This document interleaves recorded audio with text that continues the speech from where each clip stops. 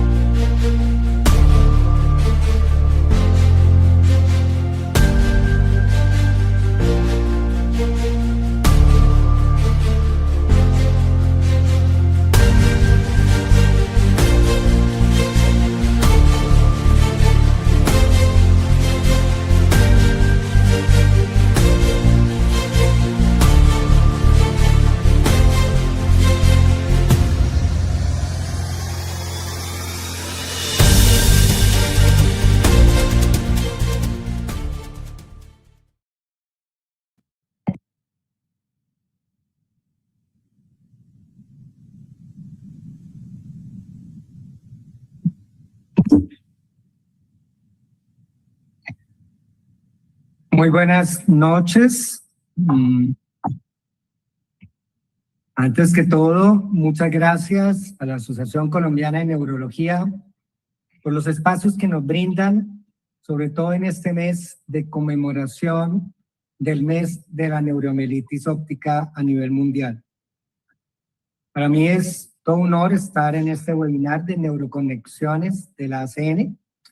Y hoy nos adentraremos para un tema de vital importancia para la neurología moderna, la neurorehabilitación en neuromielitis óptica. Históricamente nos hemos enfocado en el rescate farmacológico de los brotes, lo cual es muy importante. La mayor carga de la enfermedad es el ataque per se de la neuromielitis óptica. Pero hoy sabemos que la recuperación real del paciente ocurre en los gimnasios de fisioterapia y a través de la plasticidad neuronal de la rehabilitación activa que promueve esa rehabilitación. Para hablar nos acompaña hoy la doctora Cintia Ramari. Es una experta cuya trayectoria académica une los dos mundos. Ella tiene una investigación postdoctoral en neurorehabilitación en la Universidad de Hasselt, Bélgica, un referente mundial en neurorehabilitación, y además un doctorado en educación física con énfasis en control motor en enfermedades neurológicas por la Facultad de Educación Física de la Universidad de Brasilia. La doctora actualmente es investigadora en PUCS, en el Instituto Brain Institute, en PUCS y en la Casa Dos Raros, que más adelante nos va a explicar. Y PUCS es el centro de la Universidad Católica donde ella se encuentra. La doctora Cintia es toda una referente con múltiples estudios, papers publicados, y realmente para nosotros es todo un honor tenerla esta noche para hablar de neurorehabilitación en neuromielitis óptica, un tema que le fascina y ha publicado muchísimo sobre el respecto. Cintia, good night, and muchas gracias por estar con nosotros. Cintia entiende español, habla un poco español, pero nos va a hablar generalmente en la mayor parte en inglés y contamos con traducción simultánea. Muchas gracias, Cintia, por aceptar la invitación. Thanks, Dr. Navas, for the invitation, first of all. And it's a pleasure to be here and talk about neurorehabilitation, and especially on neuroimmunological disease, where I'm more comfortable to talk, and they say. Thanks for the invitation. I think it's a very important month for us to discuss NMO and also to discuss neurorehabilitation is very new topic because we have so few things about NMO, and now it's a new challenge for us to start studying on this. Thanks for the invitation. No, para nosotros es un honor. La mayor parte la voy a hablarle en español. Si hay alguna pregunta o el público nos hace una pregunta al terminar, buscaremos la forma de hacerla en español o si no, traducirla en inglés. Cintia, su doctorado en la Universidad de Brasilia se centró en el control motor. En el contexto específico de neuromielitis, donde las lesiones de la médula espinal suelen ser longitudinalmente extensas, ¿cómo prioriza el sistema nervioso central la reprogramación motora en comparación con otras enfermedades como la esclerosis múltiple? Yeah.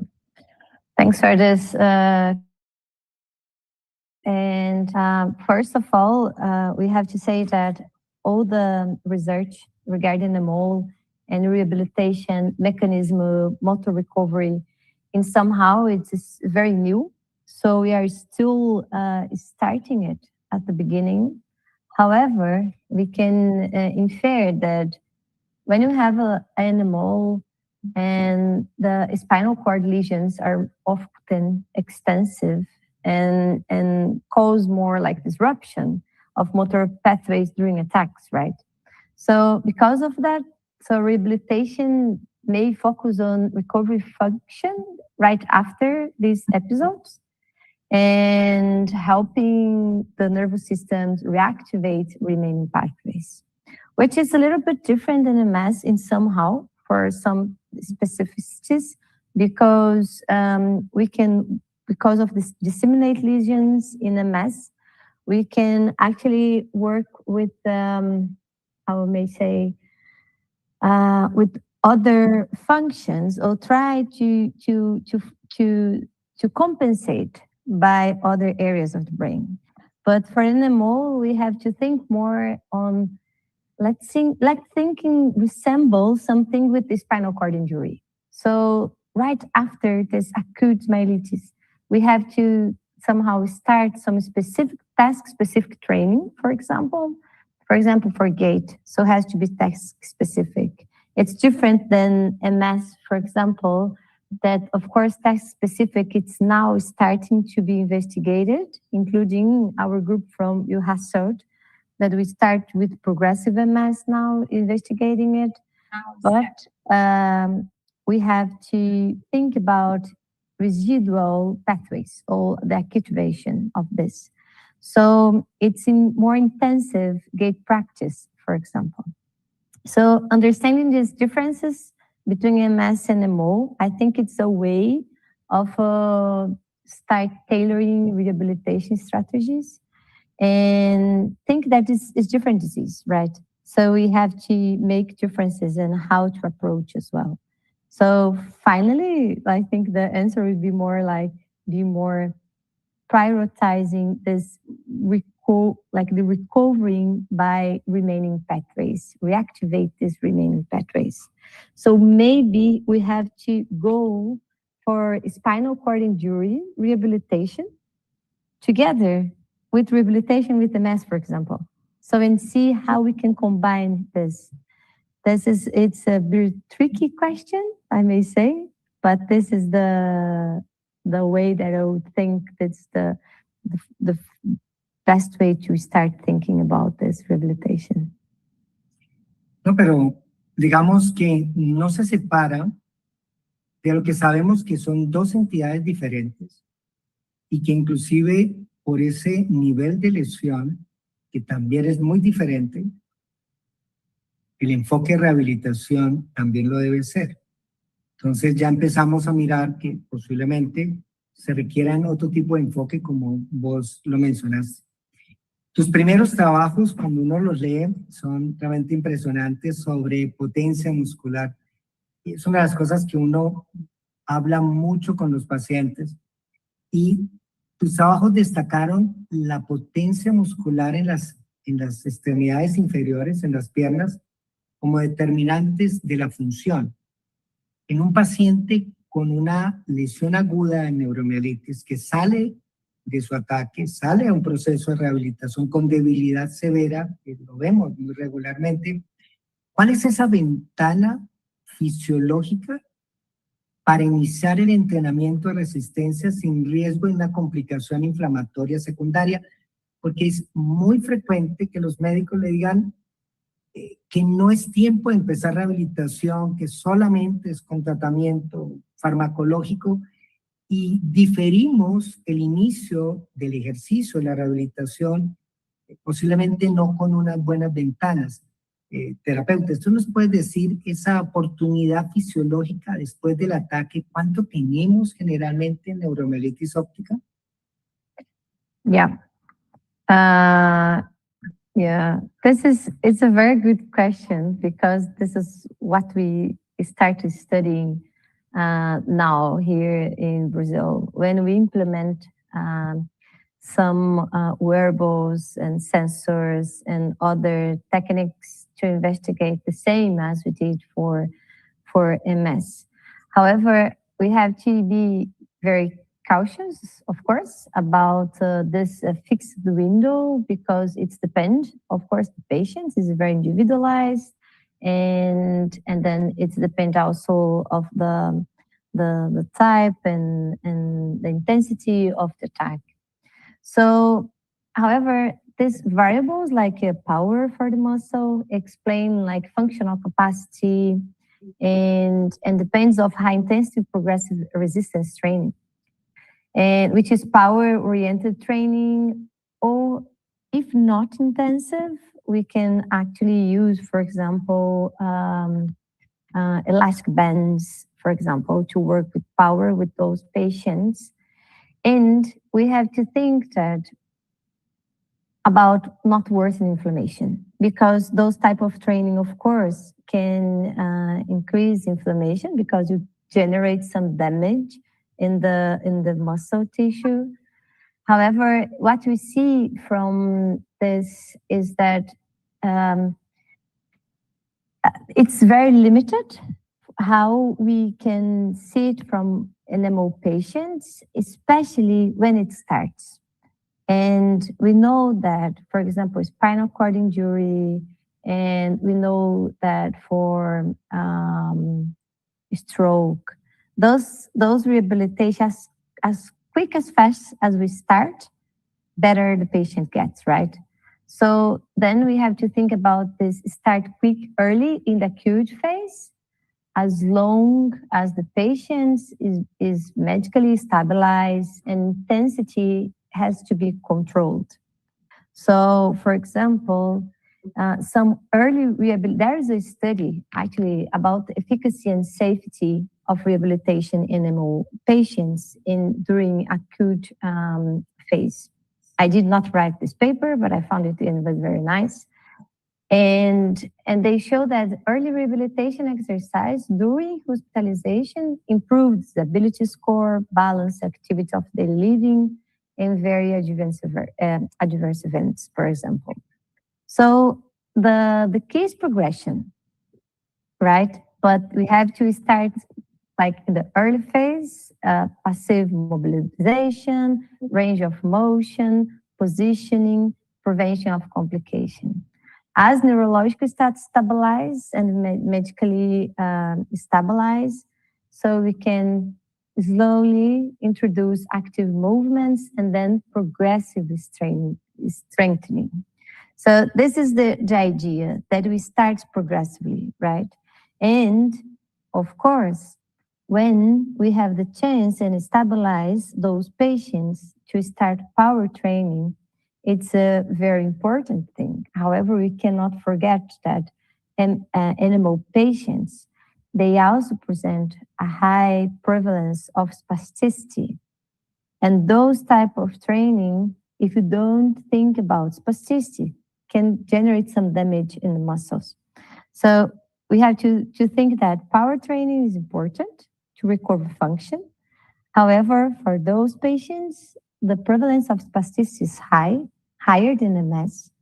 And we have to take care if the patient presents like because higher spasticity, because power function means that you have to do strength with higher velocity. And higher velocity with spasticity, they don't match, right? So, so we really have to think on how to do all the cautions that we have to care and think about the power and the velocity, and also if the patient present a high spasticity. And thinking about this spasticity, well, we have like wonderful physiatrists that work with spasticity, physical educators. However, it is still a symptom that is difficult to measure objectively. And then we are still working on this to detect spasticity easily, then only by scales like Ashworth scales or some subjective evaluations, for example. But this would be my main message from this, that power is important, especially because it affects gait. However, we have to think about spasticity and considering the work of range of motion first, mobilization, passive movements to detect spasticity, and then we can direct, okay, now you can do strength training and power training. Okay. Okay, thank you. And Cintia, con tu formación en educación física, biomecánica, nosotros los clínicos utilizamos una escala obviamente muy criticada, pero una de las que tenemos, la escala de EDSS. ¿Cómo con toda tu formación de biomecánica tú ves esa escala? It's a good question, yeah, because somehow for us that work with the biomechanics, it all seems like very subjective, right? So a person evaluating like the neurological, all the neurological exams, and how we can rely like all the progression, not today, right? Because now we have much more biomarkers and then we improve so much on this way. But most of the studies before was like using a DSS to investigate progression. And then we know that it cannot detect all. And then how I interpret this, I mean, it's easy to use in the clinical practice, right? Like some metrics, like 9-hole peg test, 25-foot walk. This we can apply in your clinic, we can apply in the hospital. So it's a way of measuring motor function in the very busy routine. And however, maybe we just have to add something extra. So, and then thinking about this, I just thought in 2019, a group from Denmark and Belgium, we thought that, okay, what if we try to predict, for example, 6-minute walking using the time from the 25-foot walk? Because if you think about a DSS, the most important questions when they turn like 3.0 or 4.0 is that how much can you walk? And then this is very subjective because a quarter here in Brazil can be very far, and then in Colombia can be very short. So it's a very subjective. The patient, they don't know how much they can walk. How much is 500 meters? I have no idea, you know? If you think about, I studied physical education, many times I have to think how long is the, you know, like to walk around the court. And how the patient can understand 500 meters and then 2-3 quarters, depends. We measure right here like a blocks of the neighborhoods. Yeah, like a one block is 100 meters, but it's not. Nosotros acá la medimos cerca como de una cuadra de un barrio residencial, como algo, es cuántas cuadras puede caminar. How many blocks you can walk without fatigue. Yeah. It's subjective. It's very subjective. And then there's a group from Denmark, they measure it. They measure the subjective, and then they measured objectively as well. And then did not match. And then when we think about this, okay, so what if you use the 25-foot walk, using during clinical evaluations for a DSS, for example, and see how long the person can walk during 6 minutes? Because then if the person cannot walk, for example, more than 200 meters, 300 meters, which means that the person cannot walk more than this, right?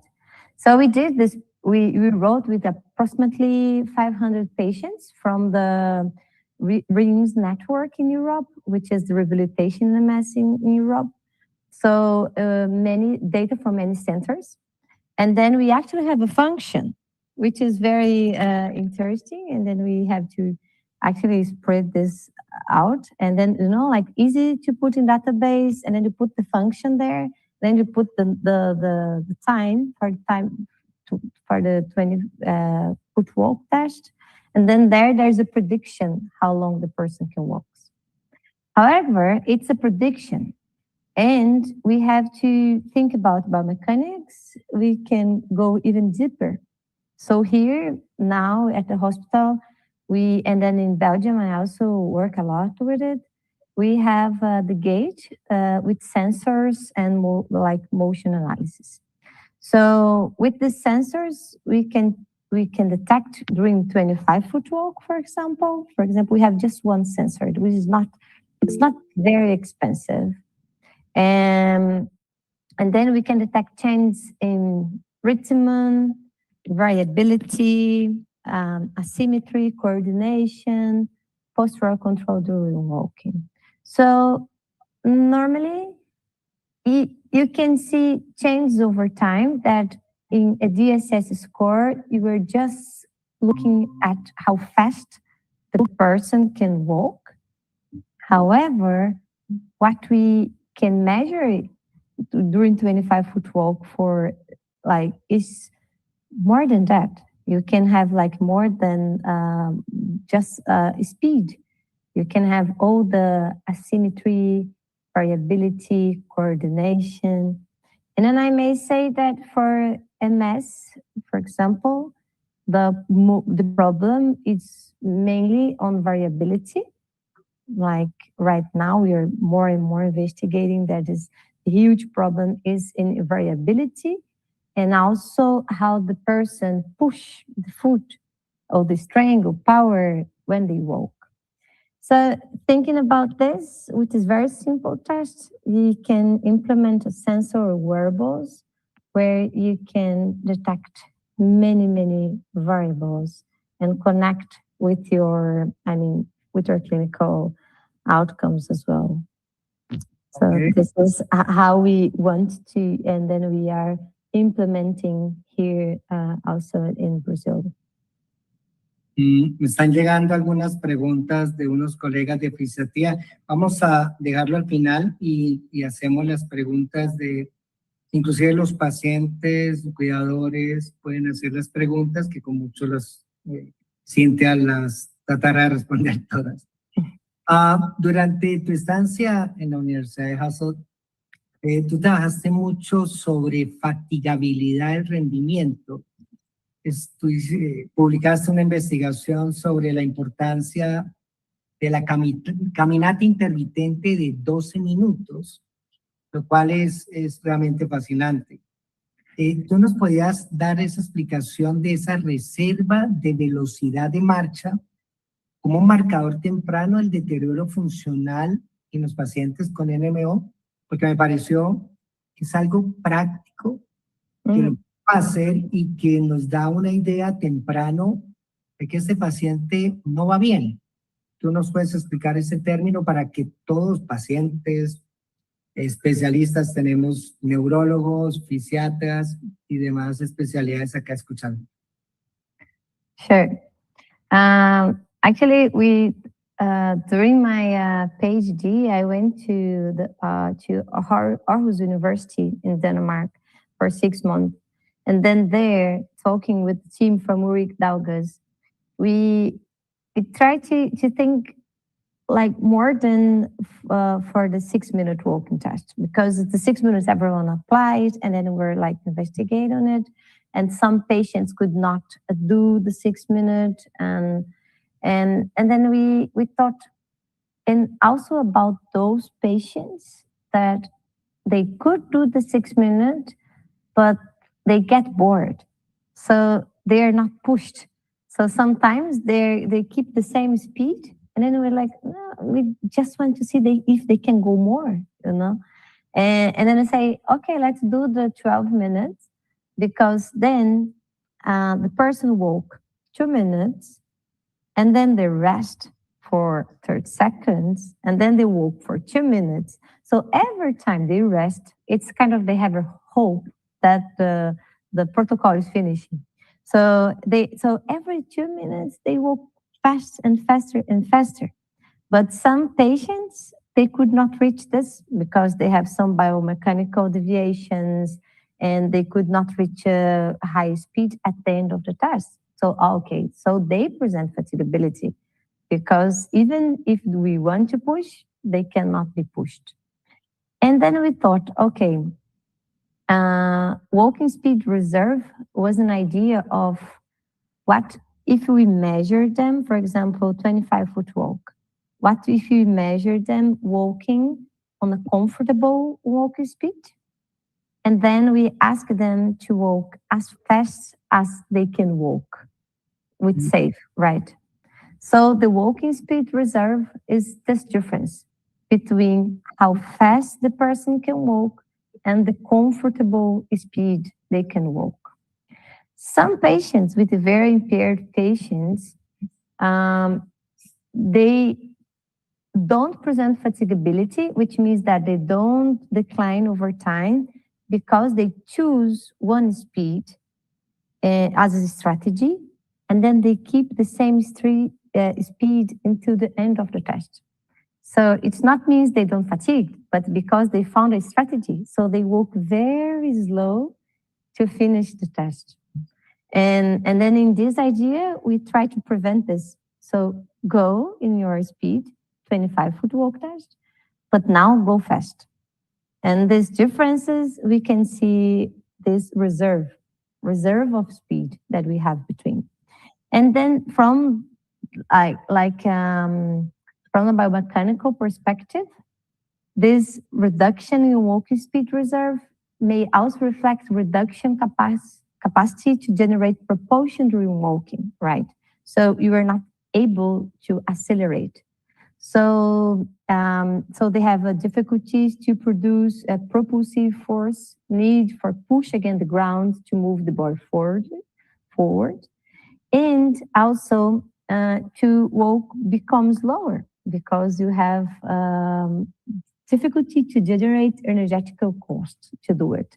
So you lose the ability to accelerate quickly and it becomes limited. And what is the problem for this? It's become limited, your ability to accelerate, and then becomes dangerous. Imagine that you are crossing the street and then suddenly out of the blue comes a car. And then you have to speed up, right? You have to try to walk faster. So this is a walking speed reserve. You are walking calmly and then comes a car and then you have to accelerate. If you lose this ability, of course you lose function, you lose independency, and you can fall and you cause more risk. So this is, I saw that in this paper, I also saw that losing the walking speed reserve, it was linked with the early signs of fatigability and also associated with some gait parameters declines, which means that, of course, if you lose the reserve, you are, and somehow your gait is not doing well. So this is a very simple test to do, like just comfortable speed, walking fast speed, and compare the both speed. Just this. And then if you use this, you can maybe track, oh, okay, this is this patient, maybe it's not doing well. And then we can do it for NMO. I did it for MS, but we can do it for NMO. And if you think about NMO patient presents, a lot of them present spasticity. Imagine how difficult it is for them to start those movements and accelerate. And then if you can detect it, and then you can start thinking, okay, there is an impairment here that you are not seeing, for example. So practical and easily. I think es una muy buena forma y algo práctico para hacerlo. Y hablando de rehabilitación, la realidad virtual ha sido un fundamento en tus publicaciones recientes. Estás trabajando mucho en rehabilitación con realidad virtual. ¿Cuáles son las ventajas clínicas de utilizar interfaces concretas de realidad virtual frente a aspectos para reentrenar el equilibrio, que es algo que hay mucha queja, y reducir el miedo a las caídas cuando hay lesión del nervio óptico? ¿Cuál es tu experiencia en esta rehabilitación con realidad virtual? Yeah. What I can say that for NMO, we don't have data yet for virtual reality. We have some some data more for, of course, like for MS we have. And then this is very interesting because as NMO, the visual impairment can generate like a very profound loss of balance, and those patients may benefit. However, we have a problem with the low accuracy or the visual problem of the patients. So, and then it's not all the virtual reality systems or games that can be used, because we have to adapt. We have to adapt for those patients as well. But we did for MS as well, like 2 types of interface. For example, we have this concrete that we call it like a touch screen. So we have a game for just touch the ball, and then with the touch screen, you have to put the balls in somewhere else. And then the other was more like abstract, like you don't touch, but you do the movement with your hands. And then the movements is detected by markers, and then you can reach the ball only with the movement, like the kinetic games, right? So what we saw is that beginning, because they feel more like real world interaction when you have like concrete, right? It's easier because you touch. But when you use abstract and then you make people to do some movements and after ask them to do the concrete, they get better in the concrete, which means that it's more challenge with the abstract to get things, but after the transfer, it's better to concrete tasks, which means that if you do exercise like this, when you go for a concrete test, like touch screen, something like this, and then you will get better. And then now we are very happy and also curious to see how it will go and drop. But we have a new project specific for NMO patients. We start soon here in Brazil, where we will put the patients to do physiotherapy in person, and then physical exercise in person, and then exer games, which is games that you can play on the internet, and also exercise like with a Zoom group. And then here you want to see how does exer games that the person can do in the computer, like this abstract, can help them to improve adherence for exercise, and also spasticity, movement pattern. So now I think perhaps is the first like trial starting with this 4 different things, and then we started here soon. I think July maybe. It sounds great. Yeah. Before we go to the last questions, there are 2 colleagues that have some questions about this special issue. So Jorge Diaz is a physiatrist, and he say, "Good evening.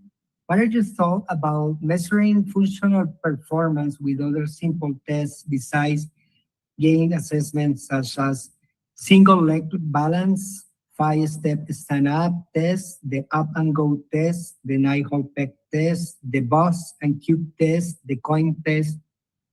What is your thought about that, Cintia?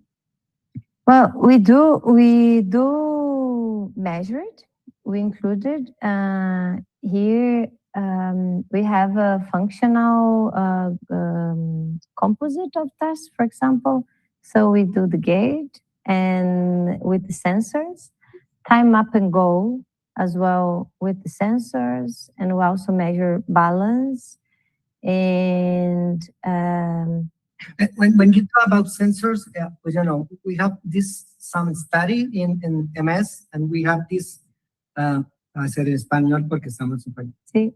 Nosotros participamos en el estudio fase 3, donde hacíamos ese examen, pero con un celular cargado en un puro, y teníamos el examen de Up and Go. Uh-huh.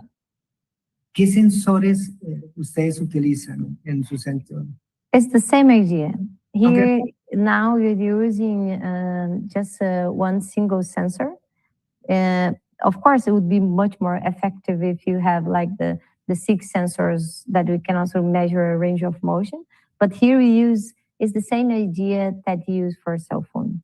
And then you put it in the pelvis, and then you can measure some gait metrics, and then time up and go as well, because you can measure the time to raise, and then the time to walk, the turning phase, all this with the sensors.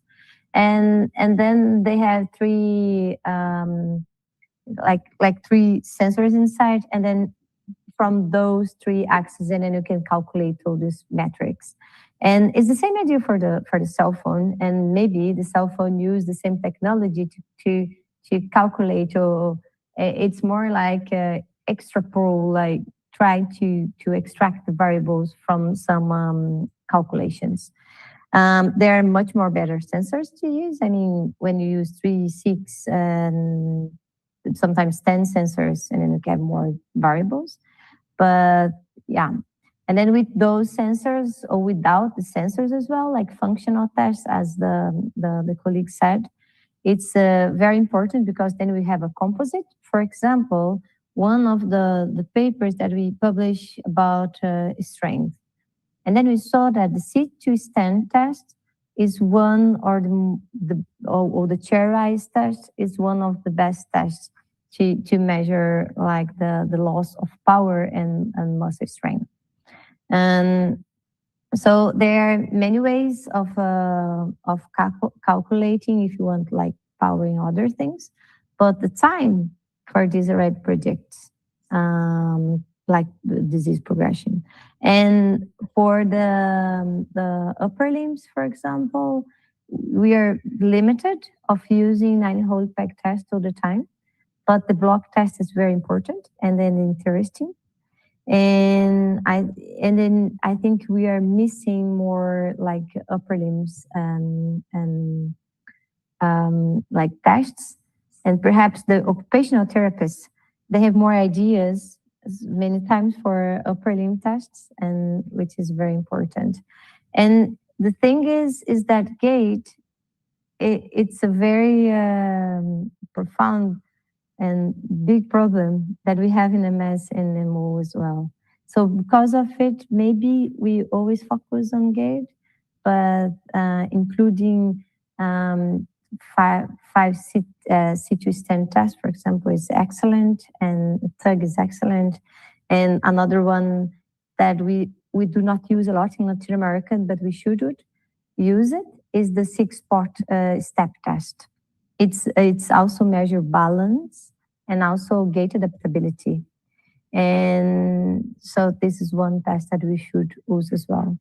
And balance, I would say that for balance, for an MO, more than using the 30 seconds, open eyes, we could use like single leg, we could use like foam, because the problem would be more about the link in the proprioception, vestibulum, and then also in the visual problem. So open and closed eyes, and then using the foam, this type of tests also I think can help a lot with animal patients.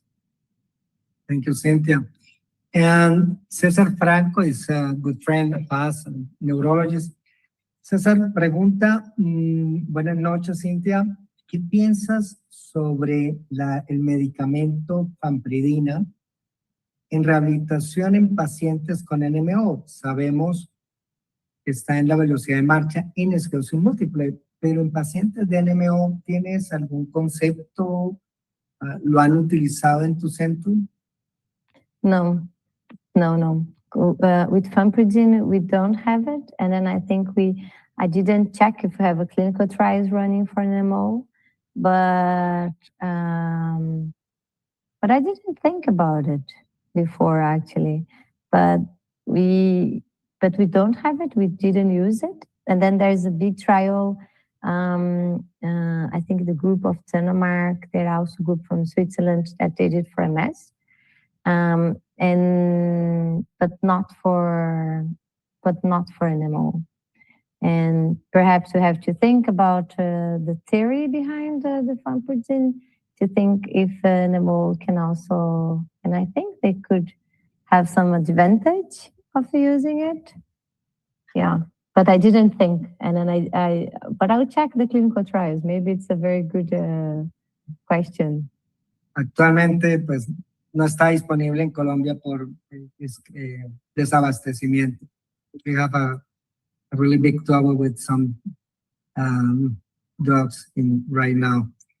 Yeah, but I think they also, well, I remember that I wrote to the company at the time of 2018 something, and then I proposed to evaluate the famotidine here in Brazil when I was doing my PhD with the cameras, with the 3D gait analysis cameras.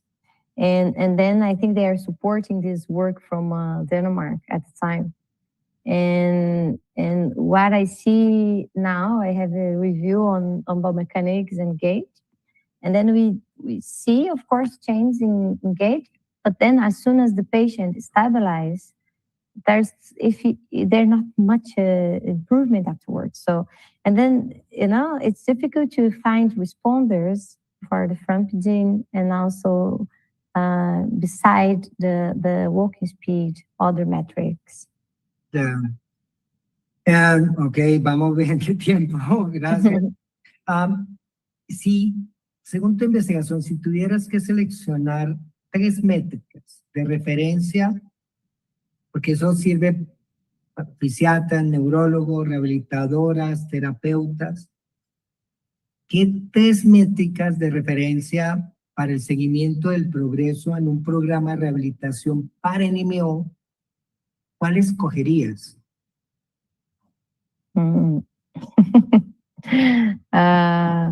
I think if we think about progression in NMO, for example, like the discussion is difficult to talk because it's too limited, right? Some patients report, that, and then it's still discussion. But hay muchos trabajos y realmente el concepto de pila de progresión no se ve, pero tenemos pacientes que dicen, voy mal, empeoro, y realmente empeoran. Hay muchos factores ahí que influyen, pero sí. Yeah. I used to have a friend, and then the neurologist, Jefferson, and then he always says that it's not silent. We are deaf, you're not listening, and then maybe you're not looking better. Yes. But so the 3 metrics I would think about, I would think about gait parameters, especially on the variability of and balance during gait, for example, and variability and balance in those metrics specific for gait. I would monitor spasticity over time as well, which affects mobility and fatigue, and balance and proprioception. I think these 3 metrics for NMO, from the motor function, from the point of view, are the most. And then with gait, we can implement fatigability using the 6-minute walking test, for example, because of the higher report of fatigue. So I think with these 3, we can do it. And of course, we are missing here, for example, functional measures like sit-to stand that measure muscle strength as well, muscle strength and power. So difficult, eh? So gait parameters, spasticity, balance, perception, and maybe muscle function as well with functional tests. Okay. Para las fisioterapeutas, las personas encargadas de ese proceso tan importante ¿cuál es el ajuste más importante que tú crees que debemos decirles o que ellas deben considerar o ellos para hacer que si llega un paciente de esclerosis múltiple y llega un paciente, cambias a un de NMO, ¿cuál consideras que es el ajuste más importante entre estos dos mundos de enfermedad inmunizante?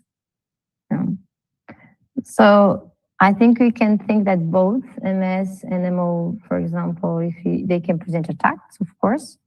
And however, we have like motor patterns and disabilities may differ, right? So, for example, maybe a patient with MS, it can, in somehow, it can compensate from other muscles or create strategies and be less automatic, for example. And then for some MS violence, and then we have this severe spinal cord attacks that, of course, cause a functional loss, significantly functional loss.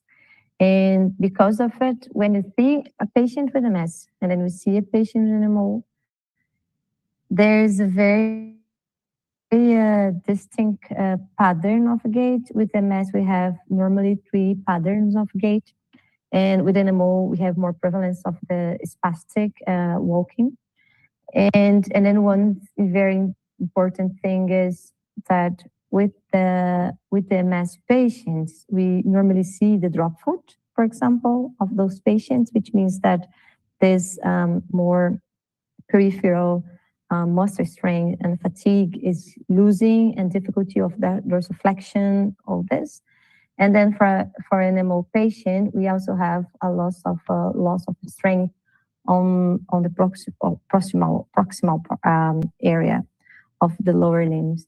And then this, for me, when I see a patient with MO, when I see a patient with MS now, when I evaluate both of them, I check this with the drop foot for MS, and then I check the loss of strength using, for example, chair rise with the functional test, and then I see the type of gait which differ, like MS patient extend the knees much more than an MO patient, which presents spasticity.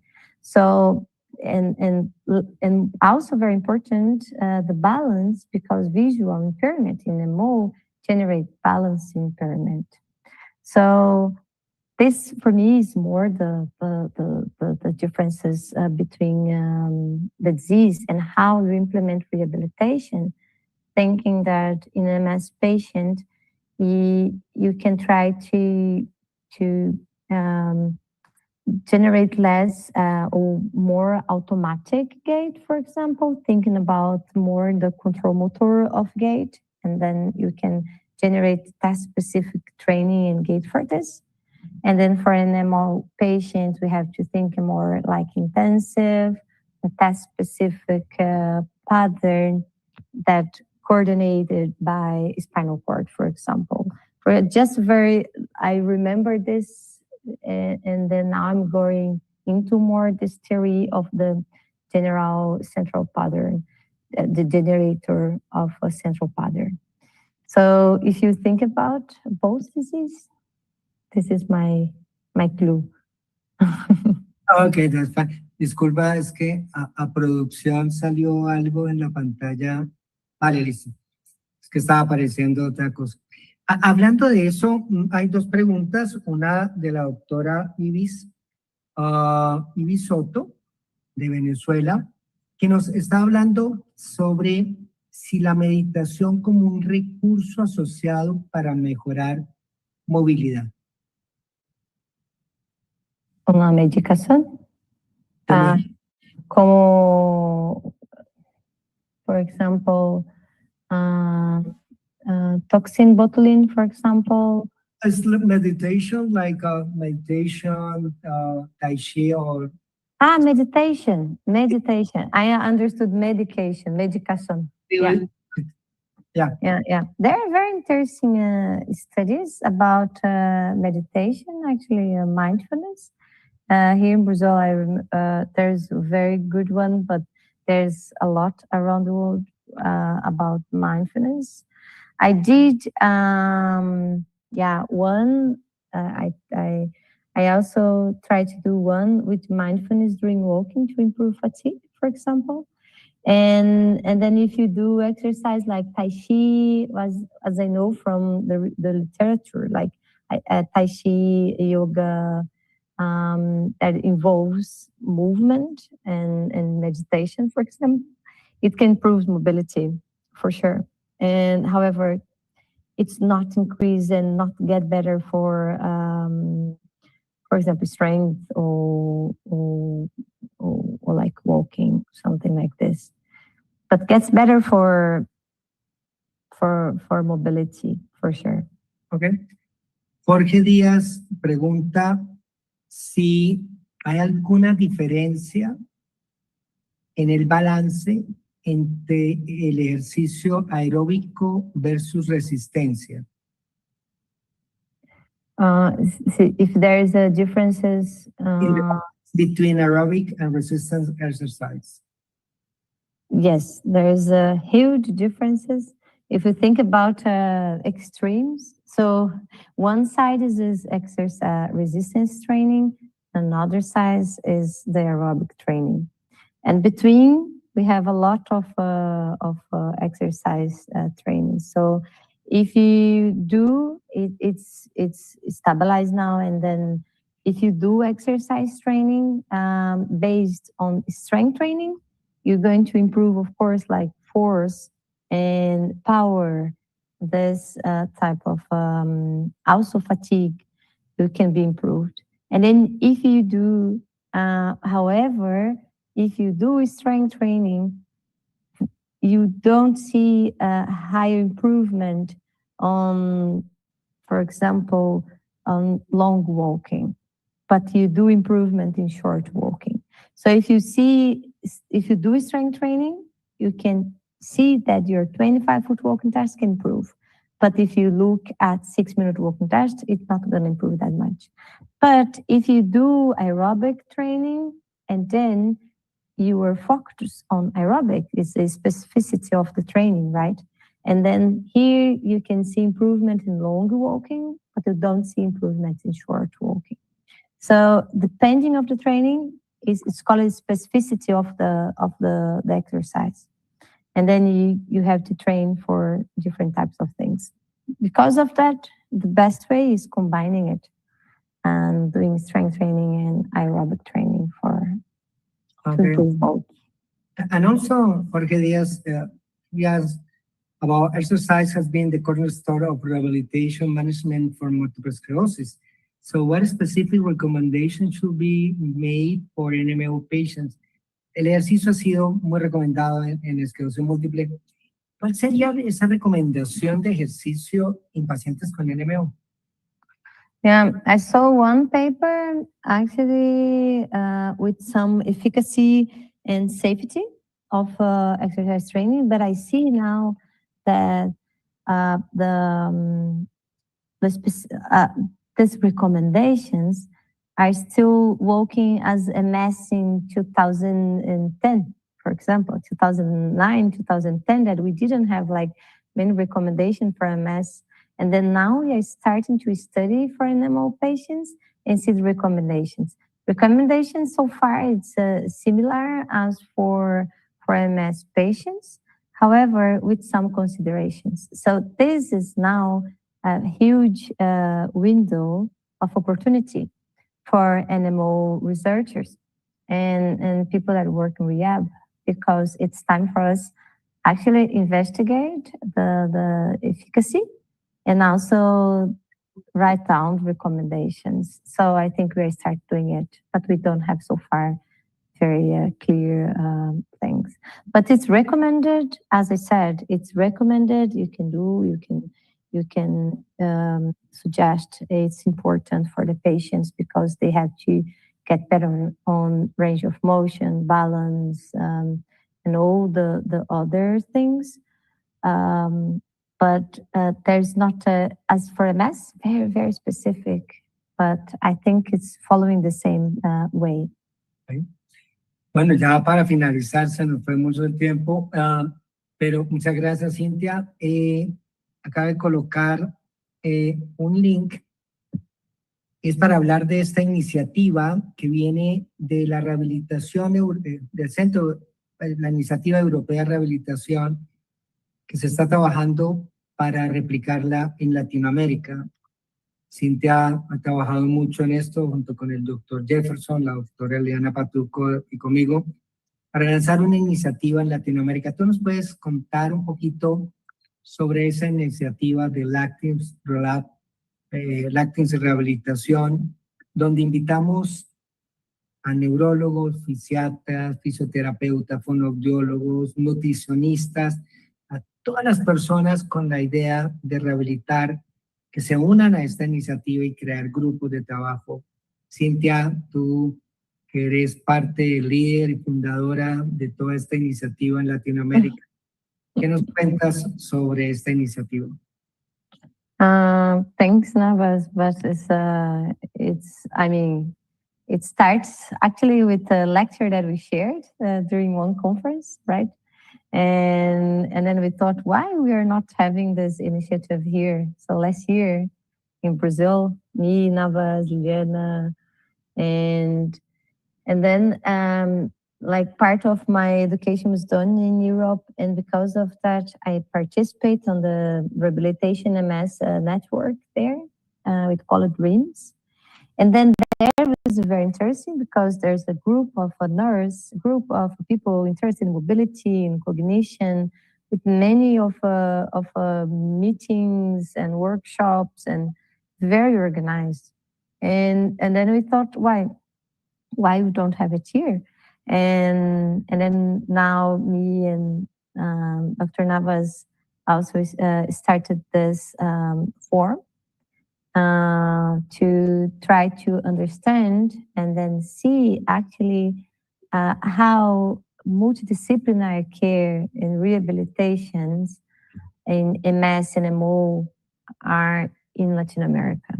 So the first idea is to have a screening, and then also to join force, like, okay, we have a screening, and then come with us, because the idea is that we have meetings, in webinars that we can discuss about the rehabilitation in Latin America. For example, start a consensus for rehabilitation in Latin America, our difficulties, and share this in all countries in Latin America. So I may say that also we have a friend from Chile that also will participate, and then, which is good because then she can speak Spanish much better than I. And then we met at Hasselt at the time, Bernadita Soler from Chile, and then she will also support us on this initiative. And I think everyone is welcome for us to share, to participate in webinars, to start symposiums, and try to design, for example, this guideline for rehabilitation in MS in different areas, like nurse and cognitive and motor rehabilitation and many others. Espectacular, porque queremos invitar a todas las personas, independiente de el área en que esté. Vamos a hacer muchos grupos, y todos los grupos vamos a trabajar en objetivos en rehabilitación, algunos en cuestiones que tengan más experticia, pero todas las personas involucradas en algún proceso de rehabilitación están totalmente invitados.